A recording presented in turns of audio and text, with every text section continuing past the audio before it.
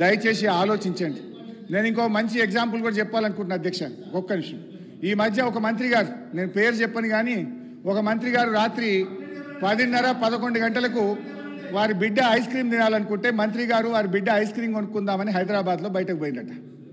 బయటకు పోయి ice cream కొనుక్కుందామని తిరిగితే ఏడ చూసినా షాపులు బంద్ ఉన్నాయట హైదరాబాద్లో. అన్ని షాపులు బంద్ ఉంటే తిరగంగా రోడ్డు మీద ఒక ఉత్తరప్రదేశ్ ఆయన అదే చిన్న బండి ఐస్ క్రీమ్ బండి పోతుంటే ఆడ ఆపుకొని ఐస్ క్రీమ్ కొనుక్కొని ఏమైందో ఆయన దుకాణాలు బంద్ ఉన్నాయంటే, ఈ గవర్నమెంట్ వచ్చినాక ఏమైందో ఏమో మేడం, ఏమైందో ఏమో పోలీసు వాళ్ళు లాఠీ చార్జీలు చేస్తున్నారు, 10కే దుకాణాలు బంద్ చేస్తున్నారని ఆ మంత్రి గారికి ఆ ఐస్ క్రీమ్ బండి ఆయన చెప్పిండట. ఈ విషయం ఆ మంత్రి గారు ఒక వీడియో కాన్ఫరెన్స్లో డైరెక్ట్ ముఖ్యమంత్రి గారు చెప్తే రాష్ట్రంలోని ఆఫీసర్లు అందరూ విన్నారా మా వీడియో కాన్ఫరెన్స్లో? అన్నా మన గవర్నమెంట్ వచ్చినాక పోలీసు వాళ్ళు ఎటువంటి అటే కొడుతున్నట రోడ్ల మీద, 10కే దుకాణాలు బంద్ చేస్తుందని అనే పరిస్థితి వచ్చింది.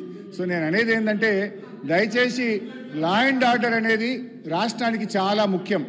పెట్టుబడులు రావాలన్నా, ఉద్యోగాల కల్పన జరగాలన్నా లా అండ్ ఆర్డరు చాలా దెబ్బతింటున్నది. చాలా డీటెయిల్స్ ఉన్నాయి, మళ్ళీ నేను సబ్జెక్ట్ మీద లా అండ్ ఆర్డర్లో మాట్లాడతాను. దయచేసి కన్క్లూడ్ చేయండి. నేను మైక్ కట్ చేస్తే మర్యాదగా ఉండదు.